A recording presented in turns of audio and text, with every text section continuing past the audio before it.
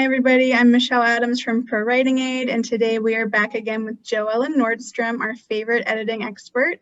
JoEllen joins us every month for the Self-Editing School series. Last month we learned about the 5 principles of a thorough self-editing process, and it was great, and we're so glad to have her back with us today. So what have you got for us this month, JoEllen?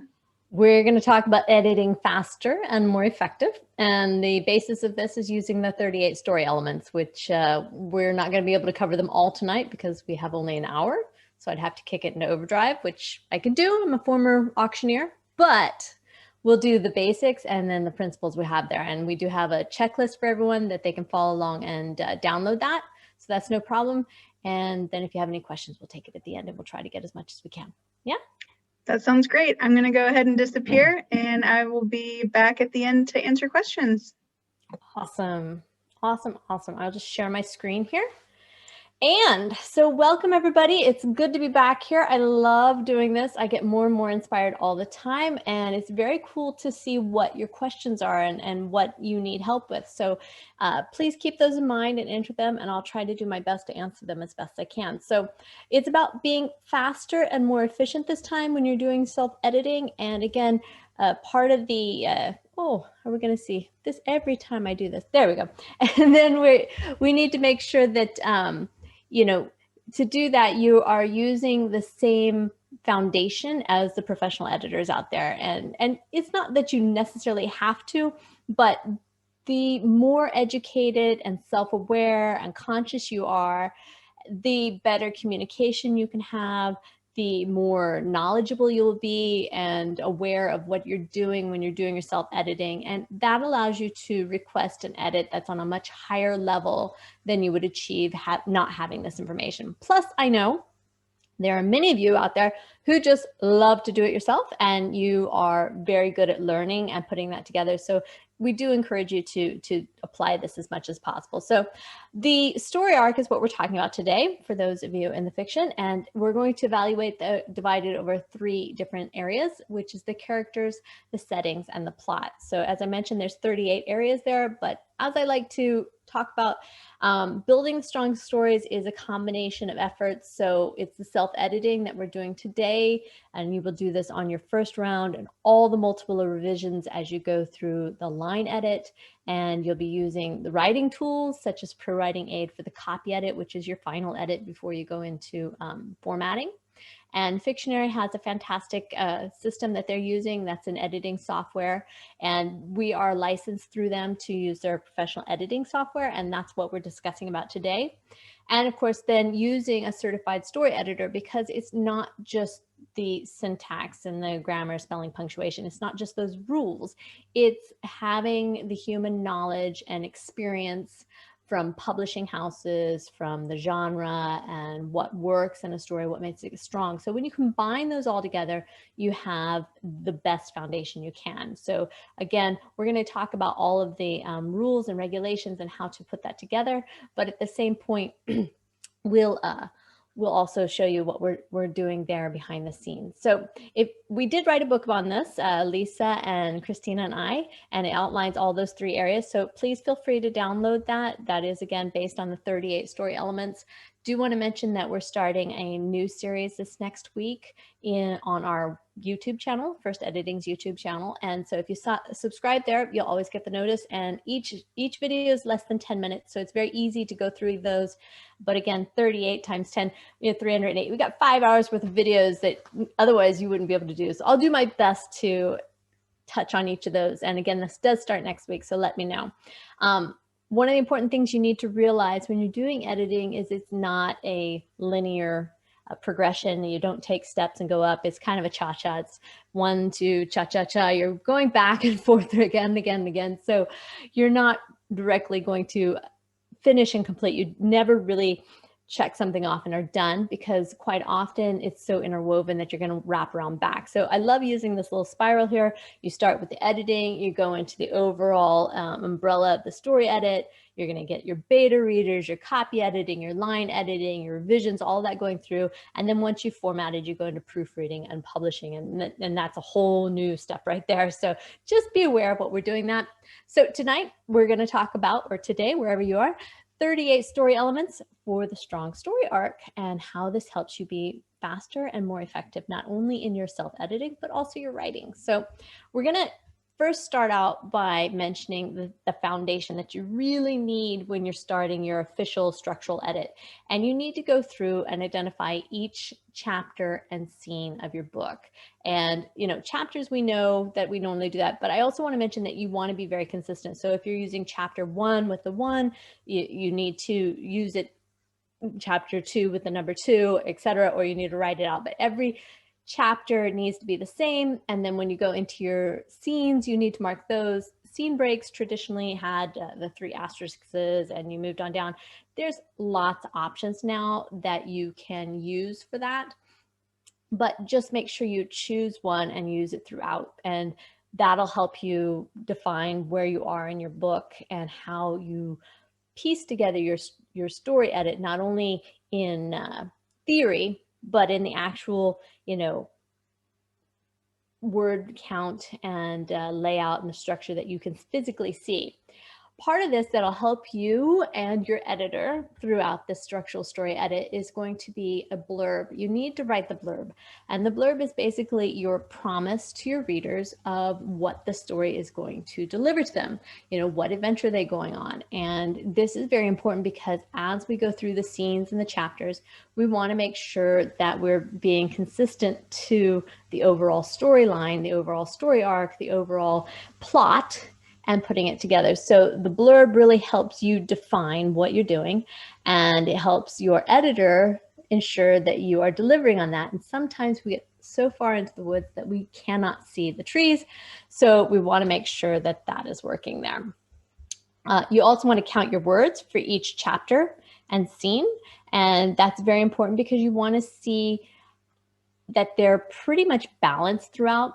You have 5 key scenes in the story arc, and those can be heavier, but otherwise there is a balance there between the word count for the scenes and the overall chapters, and also amongst how you divide those up with your protagonist and your key characters. So before we get started, you know, it's really good once you have this outline, you have your chapters and scenes, just to make some notes at the very beginning so that you know what you think are the 5 key scenes of your story arc.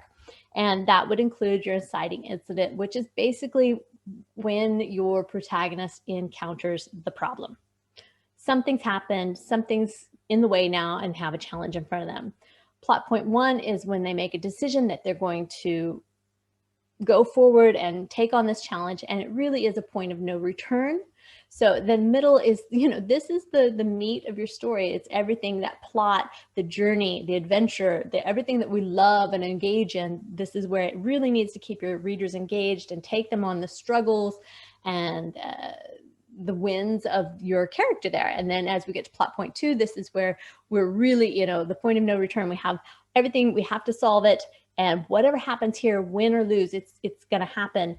And then the climax is, you know, the overall adventure, why we were there. So they lay out on the story arc format right there, and it should progressively work like that. We've done a couple of podcasts and that outline the different divisions and the percentages where they lay in there. So I'll throw those links in a little bit later, and we'll deliver that to you as we finish up this webinar tonight.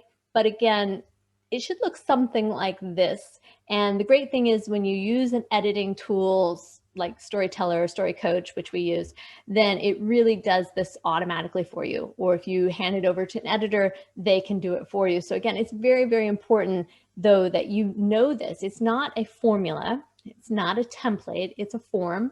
These are the parameters in which you work. So it doesn't have to be exactly there, but it should be within that range so that we know you are achieving the overall purpose of your story, and you're using a form that has worked for thousands of years to engage readers and to remember the stories that we love. So the primary story elements, as I mentioned earlier, are the characters, the setting, and the plot. So we will look at those. Each of these have basic story elements, and they also have advanced story elements. So we'll talk a little bit about each of these tonight, and just be aware that for every chapter And specifically for every scene, you're going to evaluate it based on these 38 story elements. So how are we going to evaluate your characters? We're going to start with, first, we're going to make, after you've formatted your book and you've got your scenes outlined and you know where they are, you know approximately where you feel your 5 key scenes are, you're going to start listing all of your characters, and you need to know where your characters are in each scene. Now, why? You need to make sure that you're keeping your writing simple, and that if you have a very heavy, a long worded, a more higher word count in a specific scene, that probably will entail your protagonist. And it will also make sure that anyone involved there is actually important to the overall plot. So we want to keep this in mind. And we also, by having a list of all of our characters, we can compare their names. We can keep it simple so that we're not confusing our readers, that they can easily follow along and find out what's going on there. You can identify your point of view characters. That is, from each scene, whose perspective are we experiencing? You know, when you have, sometimes it changes from one to another, or it's just described from their point of view. But again, it's very important to know, because it allows your readers to engage with your character. It allows your readers to become involved in your story. And it's very important that they connect. And this is part of that. So we want to see, you know, from a truly objective standpoint, who are your characters? How much time are you giving them? And whose perspective are you telling the story from? And are you giving your protagonist enough scene time to connect effectively with your readers so that you have an engaging story? So you want to determine the point of view character's goal. So the person who's telling their point of view, what is their goal? What's going on? What do they want? What is their desires? And again, you know, in the same way that we fill out all the necessary perspectives of a scene, there is a lot of that goes into building a very successful character. And we won't go into that today, but again, you really need to know what drives that character, what motivates them, and what keeps them going. So we'll just start with those first ones. Once you create a list of your characters for every scene in your story, you want to look in each scene and you want to determine who is in that scene and why. And that's why you have the list. You can use a software, or you can just use an Excel sheet, or you can just do it on paper. But again, if you have all of your scenes listed out and you've named those scenes, you really do need to know what's going on in each of those scenes so you can evaluate what's going on. And you have the characters listed along there. You can say, okay, this person is in so many scenes. How significant are they in the book? Are they that significant by my consciously chosen intention? Or is it just I got excited and I enjoy writing about this particular character and I've given them a lot of screen time? Maybe it's not necessary, but that's for you to decide. You can, and if you don't know, of course, an editor can look at that and help you out. The characters who are involved in the key scenes. Is your protagonist involved in every single key scene? They pretty much need to and have to be there. So make sure that it's happening. And then again, as I said, just making sure that that time that you're giving to each of those characters is important and appropriate to their significance in the overall story and the plot. So when you're looking at the point of view, you always want to make sure that you're being consistent. So there's great books out there that switch from one person's point of view to another, back and forth. As long as you're being consistent in your verb tenses, you're being consistent in how you're explaining that, and how, you know, the voice of that person. It's very important, because once you start creating patterns, you need to stay with it, because that creates the comfort and the enjoyment for the reader. If you suddenly make changes that don't really jibe, then the readers get disengaged and they leave. So you want to know whose perspective is being told and why. Why are we seeing it from their perspective? So again, these may seem simple, but sometimes, you know, when you actually have to write it out, it's a much more eye-opening than you may have been aware of. So again, make sure that you're doing that and check that the protagonist is in the key scenes. So determine what is the point of view character's goal. What do they want? Does it relate to the overall plot? Now, again, the blurb. the blurb is there again and again and again. You're referring to it, and you need to make sure that any scene relates to that overall goal, along with the chapters building that goal. And you can have a plot, a subplot, but they really need to be overall contributing to the plot and the purpose of your book, which is written out in your blurb. Otherwise, it doesn't work. So again, make sure that you're doing that. Make sure that's following along. And all of these goals must drive this scene forward. They must keep the characters going so that you can intentionally move forward, and it should be engaging. And I'm going to use that word again and again and again, I know, engaging. So the advanced character elements that we want to look at, that we're not going to go into deeply tonight, but again are on that 38 story elements list, and I believe that Michelle is dropping the link there, so you can just click on right now, sign up and get it, so that you have this, and then when you're making your Excel sheets or whenever you're using a software, that you have that as a referral. You want to identify not only your point of view characters' external goals, the ones that we're aware of, but what's driving them internally. And this is really cool when you dig into your characters and you know about their traumas, their backgrounds, their experiences. Internal goals become more and more evident. So you want to make sure that you're noting that, because it's important to the overall development of the plot. You're going to assess how your character's goals relate to this, and then determine what happens if your character's goals fail. If they fail, and they can, they might. You decide, you are the ultimate God in your book. If they fail, you just need to create the tension and the excitement of, you know, what stands to be lost, what stands to be gained from the goals that are inside this plot and what's happening there. So, and how does this impact your primary character, your point of view character, the one who's describing the scene, the one who is taking on this adventure? And how does it impact your protagonist, which is, again, always very, very important. It may be one and the same. The point of view may be from your protagonist, but you need to make sure. And if it's not from your protagonist's point of view, then how does it impact the person who's telling the story? Is it their husband? Is it somebody else? How does this overall relate? And why would this person be telling us this story? It can be quite creative and quite engaging when you do that. Decide what the point of view knowledge is gained. So when the reader is going through this, what are they gaining? What is the character gaining from that perspective? Whatever they saw, what did it contribute to their overall story and individual adventure in this plot? Ascertain if your character's in motion. And again, this just means that, are they driving the story forward? Are they active? Is something happening here that keeps them important and relevant to the overall plot? So how are you going to evaluate your settings? We're going to go through these.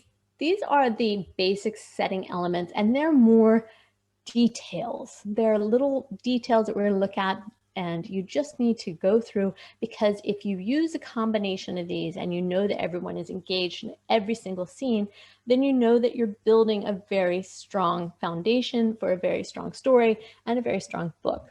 So location, date, and time, this anchors every scene. And it's really important that we know where we are and what's happening and why. Now, things can change. Doesn't mean I need to know it's Friday at 3:30 p.m. unless Friday at 3:30 p.m. their kid gets out of school and it's super important. So make sure that we know where we are and what's happening, and how are these being used? How do you creatively make sure that within the first 2-3 sentences of each scene, everyone knows where they are, what's happening? And are these elements moving the scene forward? It's very important. If it's 12 o'clock midnight, that's important to what's happening in the overall plot. So the objects, you can do a lot of descriptions, and some people really, really love to describe the environment, and that's great. But you need to make sure that the objects and the descriptions that you are including and that are important there, that you're using them effectively, that you're not creating a lot of fluff that doesn't really contribute to the overall blurb and the story that we're talking about. So you want to remove anything that's unnecessary, because simplicity is so important here. And the simplicity is meaning that the writing always has purpose, in the same way that if you've been participating in a lot of the ProWritingAid copywriting and different things, you're getting rid of as much fluff in the writing that you can, because you want to keep everything that has purpose, that moves it forward and gives your characters and your readers an active participation there. The five senses. And again, this, I know we got five elements out of this, but they are super important. What is the character seeing, especially from their point of view? What does it sound like? And not just that there was a loud screeching, but it was the sound of a crying baby in the woods. Well, that's a little bit different. Could it be a bobcat? Could it be a crying baby? We don't know. But those really help us experience from your characters what's happening. Your smell, taste, and touch. However you can wrap those in. Smell. When I smell percolating coffee in the morning, I think of my grandmother's. That's where I am. That's what's happening. So for every single person, they're going to have a different emotional attachment to the descriptions that you use. But those, even though you may not have complete control of them, they're very powerful to people who are reading your words. So make sure that you use that, because it is an emotional attachment that you can stimulate by reminding them of their memories and different things like that. So how does something hear or feel in the scene? What does it sound like? What do they hear and what do they feel? How does it sound and what do they sense there? So again, describe it. Give it some real effort there as to how you can engage your audience to experience something new, because why we love books and why we love stories. And I think it's really, really important as we talk about it right now from the perspective of being in the middle of a pandemic, or hopefully we're nearing the end, but that we want to escape our world. We want to experience somebody else's world.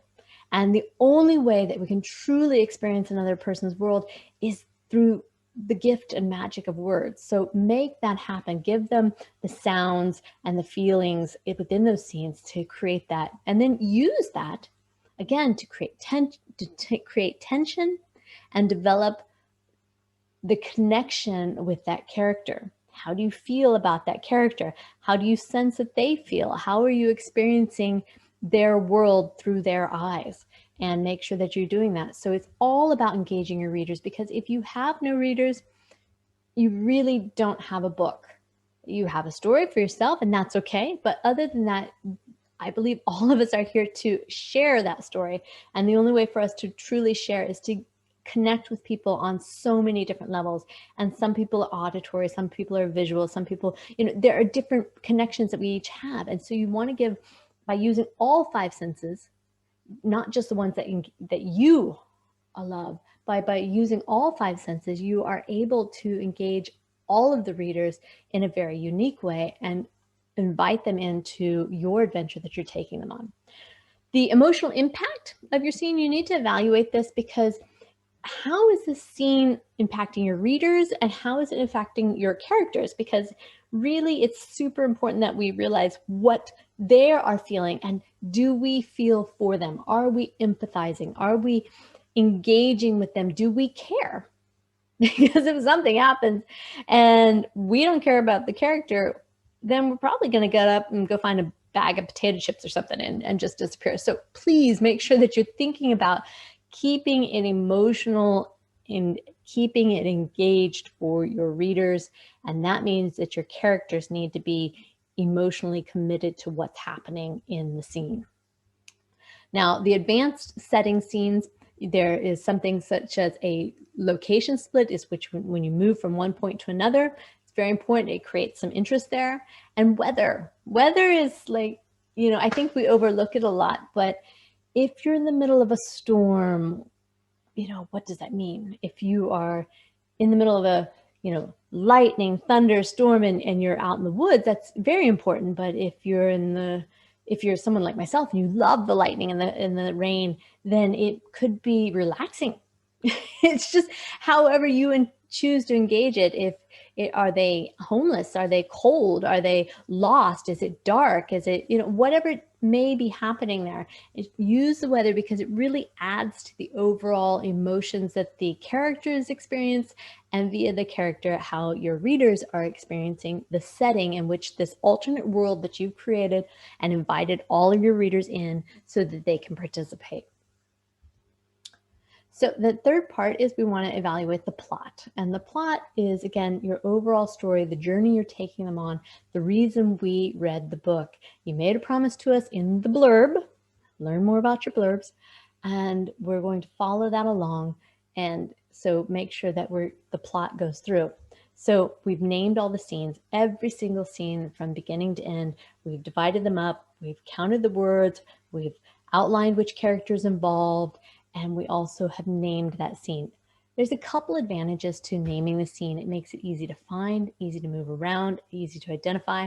And there will be times when you or your editor will say, you know what, this really needs to move here, there, and it's possible to do that. It doesn't mean you can just move it quickly, forget about it. You still need to make sure everything flows, definitely. But it allows you to easily locate the important areas within your book. It allows you to locate what's significant and what's not there. So your story arc, again, based on those 5 key scenes and looking at the word count as you've gone through those and how your characters, your protagonists, where they're involved. The purpose of the scene, making sure that everything is contributing to the overall adventure that we're taking part in. If it's not, it's probably not necessary. How you're opening each scene and how you're closing each scene, making sure that you have variety in those, that you're anchoring the scene. We know where we are, what's happening, the entry hooks and the exit hooks, what brought you into the scene and what is making you, how are you leaving them? What's the little adventure that's going on? So name each scene. It's going to determine your scene's purpose, and you will get a really quick line of what's happening there. It's the same as when you look through your table of contents and you're looking through the chapters. Sometimes it's very cool because you can see exactly what's going to happen. Other times it just creates enough intrigue to say, yeah, I want to go on this adventure with you. And it's going to allow you to find those scenes and view the story arc and rearrange as necessary, because that's what we're doing here. We're doing structural editing based on the 38 story elements and figuring out how to be faster and more effective in our editing process. Your story arc is you're keeping your readers engaged. You have those 5 primary scenes that you're looking on, and those are the form. It's not a template, it's not mandatory, but you need to follow the form within certain parameters to achieve the success. And it's been like this for thousands of years. You have your inciting incident, your plot point 1, your middle, your plot point 2, and your climax to take you through the story arc. Looks something like this. You can write it out yourself, or you can use a fantastic editing software or an editor. And again, if you're having trouble with this, any of this, just reach out. We have certified story coaches and we can help you do that. Let's see here. So you want to determine the purpose of each scene. Basically, why is the scene there? Sometimes writers will get so involved in the writing process that they've written something so fantastic and maybe completely irrelevant to the overall plot and blurb that you've written. That doesn't mean it's wrong. It just means maybe you want to use it somewhere else, but making sure everything is contributing and that you have no fluff. So it's the Marie Kondo of writing, making sure that it brings you joy and it is useful and it helps you in your journey. If it doesn't drive the story, then we're going to recommend that you revise it, strengthen it, or completely remove it. Yes. And the purpose of each scene, it's not going to be relevant as you're looking at each scene. As you're the author, you'll be able to say from beginning to end. But again, you will know the full purpose as a reader after reading the entire story. So if you were to ask some of your beta readers, they wouldn't be able to answer those questions because they don't know the full plot yet. And that's okay. So when you're using the different scenes, you want to open and close differently. And there are different ones there. Dialogue, you're having a discussion, something's happening there. It's their internal thoughts that are being written and described there. And then of course the descriptions of the area and what's going on. So you want to make sure that you're using these differently as you go through. And of course the action, what's happening? Pang, the car wrecked. We're involved. Oh, something, but the importance of all of this is that you really use variety, because if you start every single scene on high impact, or you close every scene on high impact, it can be exhausting. We need variation to get involved, something that builds up over time, and you have your tension and your conflict and your resolution, but you really need to give it variety. And just going through and knowing how you're opening every scene and making a note, a physical note in your spreadsheet or on your forms, and then coming back and saying, oh, you know what, I'm doing this again, and just vary it. It's very easy to fix. It's very tempting, and it's quite satisfying when you can fix the most simple of structural changes can be done so well, but you have to be conscious, you have to be aware of it. And if you don't know the 38 story elements, then how would you know what to change? So again, I mentioned earlier that your scene needs to be anchored. This is whose point of view. We need to know immediately who is describing and telling us the story, who is being affected by what's happening in the scene. Where are we? What's the setting? What time is it? And it needs to be anchored every single time. Every single scene of every single thing that you write needs to be anchored. So we need to know immediately when we start reading where we are, because if somebody walks away and they put the book down and they come back later, when they pick it up, they need to know exactly where they are. And they will normally do that at the end of a scene or at the end of a chapter. Use your entry hooks and exit hooks for each scene to grab your reader's attention and keep them involved, keep them engaged, have them wanting more, keep them reading, make them want more, and engage them again and again and again. It's all about your reader. Think about them. Think you are a host and you have to be the best of hosts. So bring your people in and let them be the guests in your new world that you've created for them, and take them on the adventure that you are proposing. So we also have advanced plot elements, and this is where you're creating tension. You want to make sure that you're doing that throughout. You want to provide conflict, yes, and doesn't mean that they always win, doesn't mean that they always lose. It again needs to be a variety there. You need to have revelations from their perspective of what's happening, and from the readers, wow, I didn't realize that. That makes it way more interesting. If you use backstory, it helps us understand why they're motivated, what they're doing, how they're doing it. Again, these are the plot elements, but again, it helps define your characters from the point of view of the readers, and using flashbacks to give us knowledge that we may not have had. So use this and be very careful that you come back within the same scene when you go flashback. Don't spread it over different scenes, but you need to start and end back in the same place from which you began. But you can have the flashback in the middle of each scene. You're developing the middle of each scene. Again, the same way your story arc, you have scene arcs. You're basically taking a small mini adventure with each of those. And you're going to build the climax of the scene and of the overall plot. You're going to provide actions, sequels that you can build upon. People will be interested. They want to come back. They love you. They want more. And you want to look at the knowledge gained by your readers as they go through this adventure. So this is the 38 structural elements that we use when looking at your book. And it is kind of like when you get on an airplane, you have the pilot, and the editor is really the pilot of the plane. And we're using that same checklist to make sure that nothing is overlooked, that there's nothing that weakens the overall plane. And the plane is your story. It's going to be taking all these people on an adventure, and it needs to be safe. It needs to be satisfying. It needs to deliver as promised. So again, that's why we use the 38 story elements. So it evaluates your structure, your content, and your overall story and how you're developing it. So if at any point this is too much, and it is something you learn over time and experience, it's not something you learn in a day or even a month. It takes time. But as you learn, trust the process. It will happen. And at any time, if you get fed up or tired, you can always reach out to certified structural editors. We are the first certified story coach company in the world. And we've gone through this using the 38 checkpoint list, using AI, the artificial intelligence, to help us. And then you combine that with vetted editors who have professional insight and experience to make sure that it's the best approach for your genre.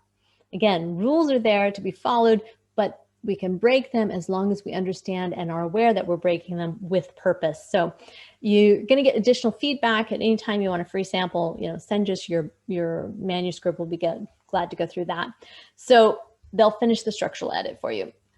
You want to compare your editing purpose. Again, some of you will be at the structural. Once you're into the multi-revision stage, then you're at a different level of editing. So what we're talking about today is the structural content editing. That's your story edit, the overall story arc, your plot, your character setting.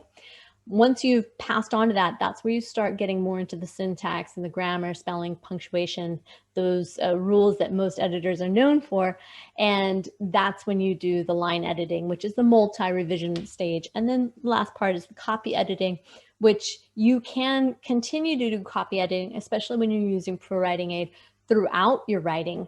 But it's essential that you do your final copy edit from a neutral third party who really can look at this and not be affected by the story, because it will refresh them and you'll get honest feedback. And again, that's why we go to professionals, because if you take it to your mom or dad, they're going to tell you it's great, honey, we love you, you're doing wonderful. And what you need is some honest coaching there that can really push you to your limits and help you become the master of your craft. And that's what we're doing. So we want to beat these structural blunders we've talked about. And I just like to cover this a little bit of what are the different levels and stages of self-editing. We've got that structural edit, which is the outlining, the initial overall. We're not looking too much at the copy editing. We're looking at the overall presentation, the strength of the story, and what's going to happen there. So you're creating your outlines, your organization, and we will attack the grammar, spelling, punctuation at a later point. Not that we won't point it out. If there's weaknesses there, we definitely do. But it's more important that you focus on the creative. And this is where you go from being the creative subjective to the creative objective. And you're really hard on following that form that we've provided. When you passed on that and you know that you're structurally strong in the creativity of what you created, now we need to make sure that it flows well and that it's strong in those senses. And that's when you're going to the revision stages and you're doing the line edits, and you finish that with the copy edit. Sometimes you will skip line editing because it is part of the creative structural editing. Everybody's a little different, but it really is best to just get an evaluation of where you are. And if you don't know where you are, a third party, a professional editor can do that. We always offer free samples, so we do that. And then people always ask about proofreading, so I have to mention it. Proofreading is what happens after you've formatted your book, and it's the final through, because sometimes, especially with all of the formats we use now in the last decade, has changed so much that when you upload your documents and you put them in these different formats, it can change the overall presentation. You want to make sure that that's there. And of course, the advantage is you have that final additional person who looks at grammar, spelling, punctuation from strictly a sentence by sentence format, not the overall storyline, but any problem should be caught there. And it's really about making a good first impression, because literally there are millions of people writing as I speak, and they're doing that. Remember, it is a journey. You will need lots of different people. I do recommend you use different experts at different phases. Somebody who promises to get you from one point to the next when you're, it's just not possible. You really want somebody who knows their area best and then can take you to the next person. So compare the purpose, decide where you are. Are you in developmental, line, or copy editing phase? I've just put these in here. We've covered them before. I won't go deeply into them, but what is a structural editor? They are different editors for different levels, so you need to be aware of that. Look for a certified editor. Make sure you stick with that.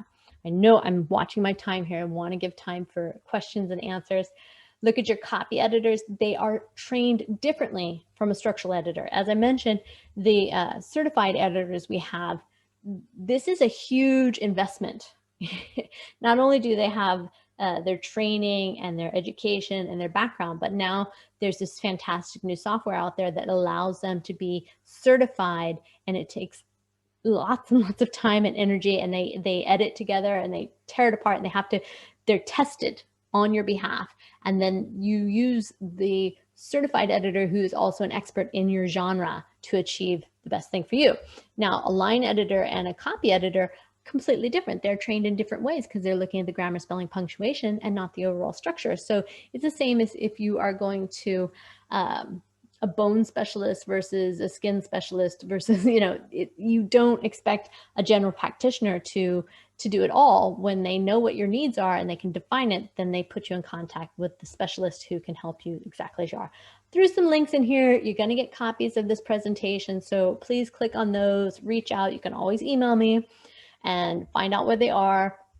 And again, just working at what we're doing here. Remember to use the writing tools as you're writing, editing tools as you're editing.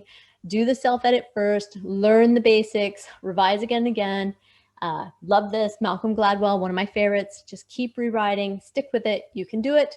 And whenever you need a point, you can reach out, and we have certified story editors, and that'll help you. So the story elements basically help you evaluate what your manuscript needs using this checklist that the professionals already also use. And if you meet an editor who's not using this format, I would skip them.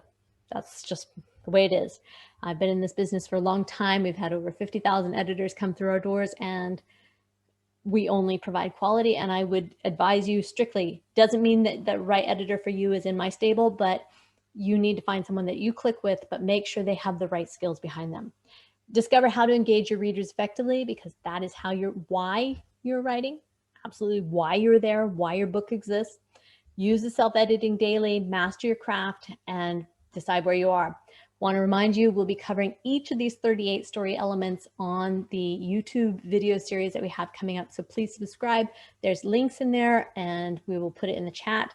But subscribe and you will come along. It's only 10 minutes for each one, and it helps you get through there. So that'll be there.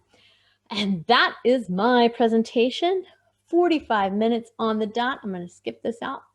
Let's see here. Stop sharing. Hi, Hello. I wanted to let you know there seems to be some technical issues with the 38 elements link. We've had a lot of users today saying that they're clicking on it, but they're receiving an error. And when they get their email, they're also unable to click on anything to download the presentation. You can email me. Just send it, put it on here, editors, EDITORS, @firstediting.com. I will resend you the link and personally attach everything that you need there. Thank you. No problem. Thank you. That means something. We were trying to get all this set up. It was a new thing because we wanted to make sure everyone who signed up for this indicated that they were a fiction writer, because they really don't want to know about academic or research stuff. So we don't want to send them the wrong thing. So I'll fix it. Thank you. Thanks, JoEllen. And I know a few of you have emailed the hello@ProWritingAid.com. If you want to go ahead and email editors@firstediting.com, JoEllen will be able to help you access that resource so you don't miss it. Yep. All right, on to the questions. Okay.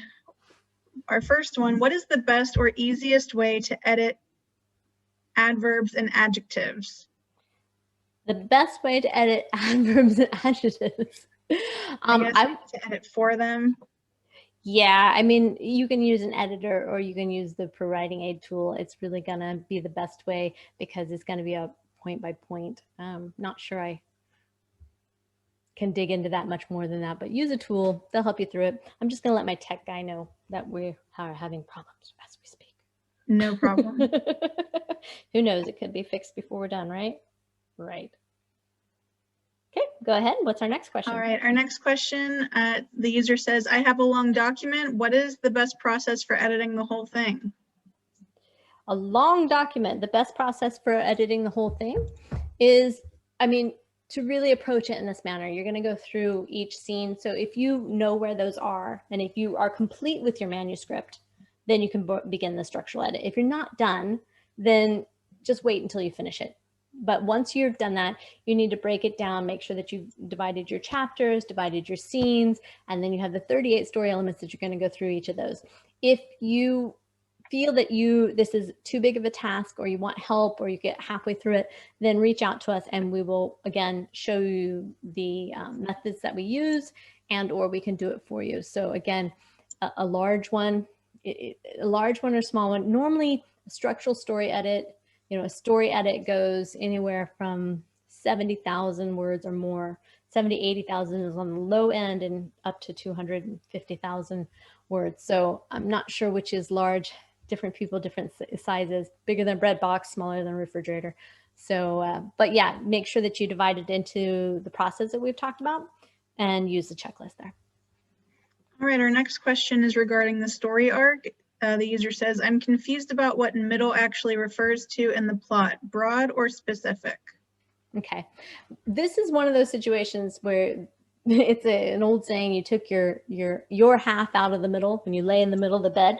It's half of the story and it's literally in the middle. So if you had it in quarters, it would be, first quarter, and then the middle would basically sit there, right there. And that is all of the adventure, everything that's going on. Now, each of the scenes is replicating the same feelings and tension and excitement as you are having in the overall plot. So each scene contributes and builds up, but you really need to make sure that 50% of your, roughly 50% of your overall manuscript is devoted to between those areas between the plot point 1 and the plot point 2, from noticing that they're committed and they've had this problem, and now what they're being reactionary, and now they're transitioning into no, I'm going to be proactive and I'm going to fight this and I'm going to win. So this is where your protagonist and your story happens. What's going on. The other is just setting the details to put you on the adventure. All right, our next user says, Ernest Hemingway once said, write drunk, eat sober. In my experience, the opposite is true, at least once in a while, to break out of your mindset and see the story in a new way. JoEllen, what are your thoughts? If you want to drink a glass of wine, go ahead. I think that, you should always get fresh eyes, fresh perspective.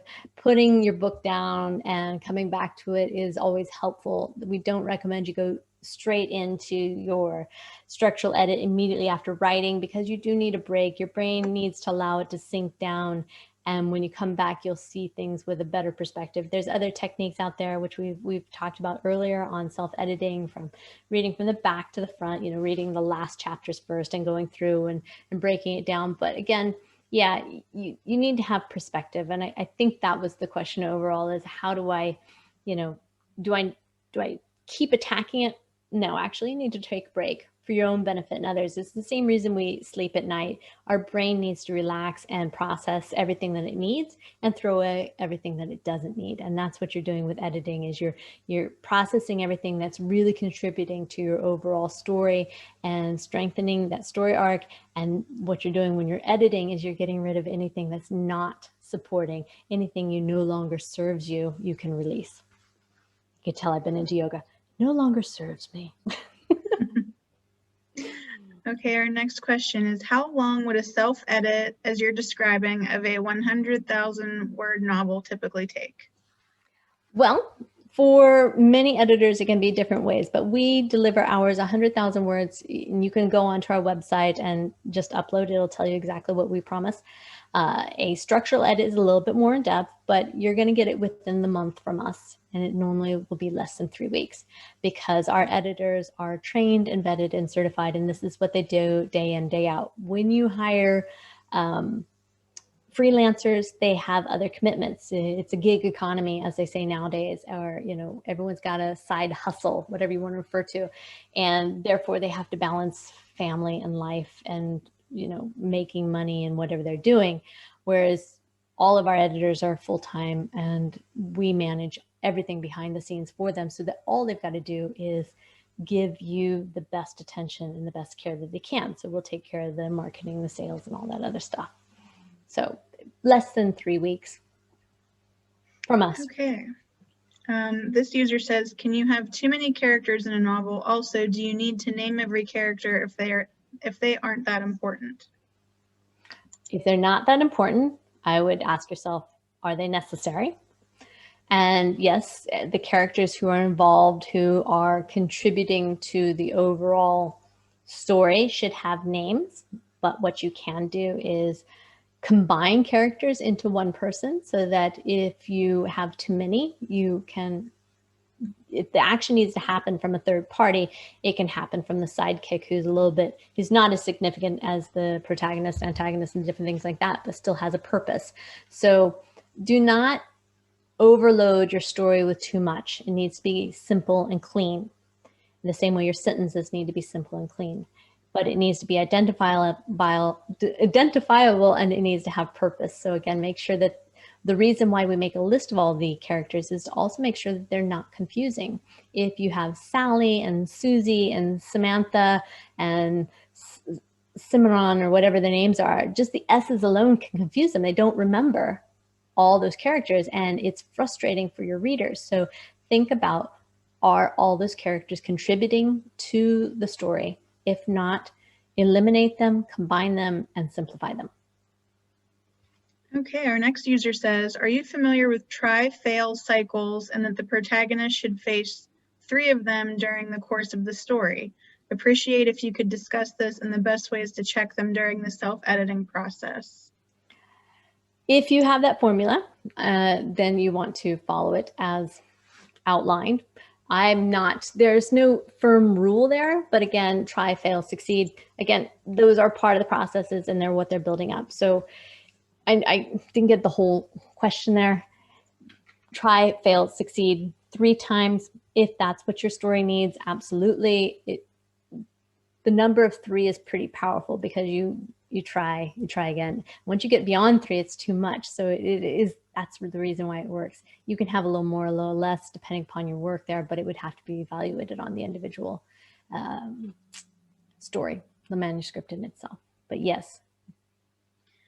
The next user says, I'm writing a series with a story that continues over a few books. So within one book, I effectively have 2 stories going on, a current for that book and the wider story of the series.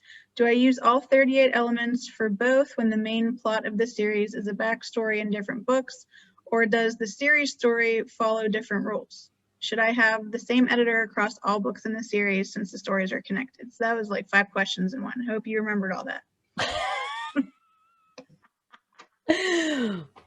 Yes, you need to use the 38 story elements for every plot and subplot and every scene. So it's not about the actual book. The 38 story elements is applied for every scene, which contributes to every chapter to each book.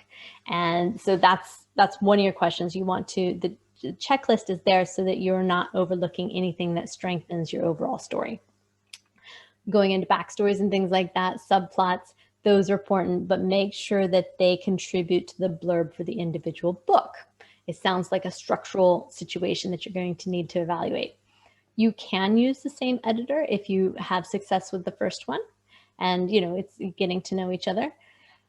Definitely it helps if you have the series to do it all at once because they can see the overall story arc of those 3. So you're going to have smaller story arcs and it's basically subplots of a larger plot, and using your cliffhangers and your hooks and different things to get them applied. So definitely make sure you use the list on all of that.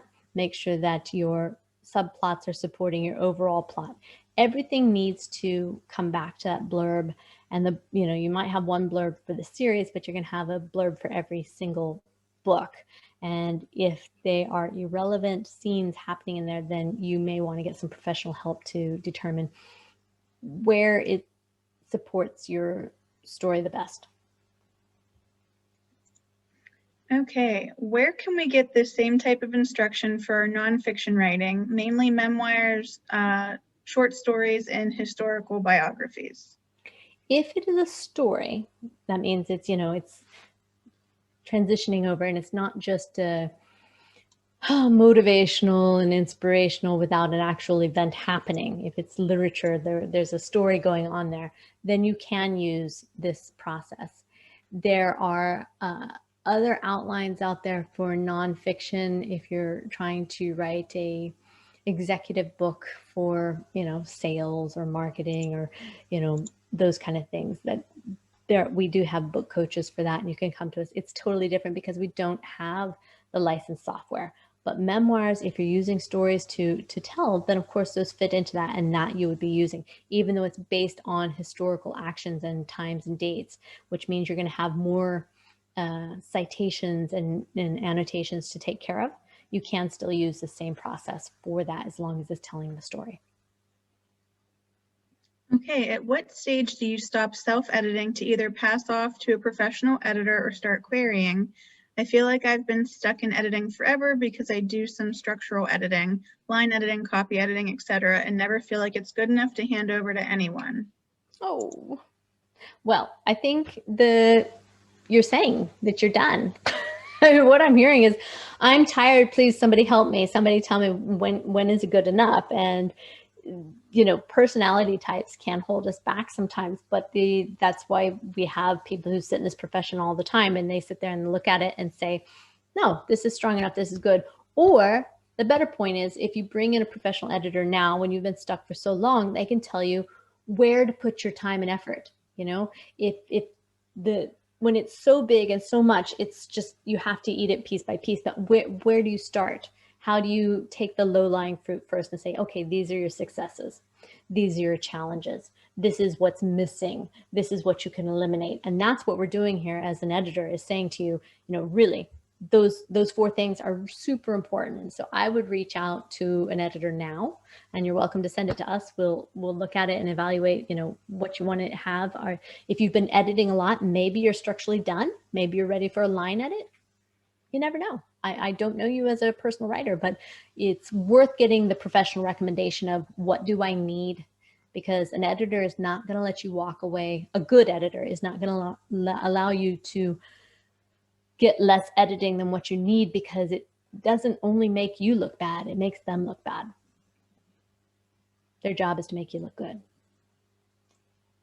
Our next user asks, how can I add smell triggers without adding a lot of fluff? Example, please. That's a good question. How do I use smell triggers? Well, if you say that it smelled like a fresh morning, it smelled like a new car, those are distinct smells that are different for everybody. I don't know what a fresh morning may be for you, because if you grew up in Arizona versus growing up in Sweden, they're totally different experiences. But the freshness of the morning is, I believe you can smell it, you know, and the dew or whatever it is that you're experiencing. A fresh car smell is different for different people. So try to find 1 or 2 things without over explaining it. Give them a point of reference and let that be enough, and know that you've tapped on the sense of smell without explaining it was kind of rusty with cinnamon overtones. You know, you're not a sommelier that we need to know that it had fresh currants underloaded with vanilla or whatever the wine taste you're getting. You can just say it was the best Cabernet, and that would be a significant response. And whatever the individual likes for that particular taste, they would appreciate that and go forward from that, because you can't control their experience, but you can give them a foundation from which to build. All right, and I think we have time for one more question. This user asks, who certifies the editors at First Editing? Who certifies? It is Fictionary.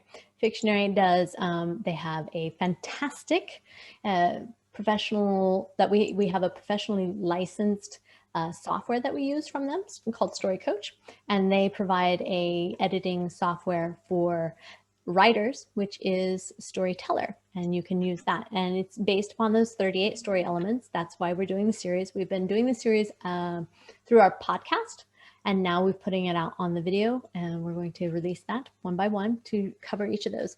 But again, yeah, we're certified by Fictionary, and they are just revolutionizing and changing the way that editing is done. That's the same reason we are associating ourselves with ProWritingAid. There are a lot of smart intellectual tools to use nowadays that can help you do your job more effectively. And you can't replace the human, but you can make them so much better at what they do. And that's why you need the best tools out there to deal with this. So again, in the same way that you're looking for good tools for writing and editing, you want to find editors who are using the best tools for their job when they're performing with you. In the same way you would want a doctor who's using lasers versus an old scalpel. All right. Well, thank you everybody for being here with us today. I did drop the link again for the email address if you would like to send an email over to get the slides from, or the resource from today. And I dropped some other links that you may need. We are out of time, but thank you so much, JoEllen, for being here. And thank you to everybody that came today. Thank you. All right. Bye, everybody.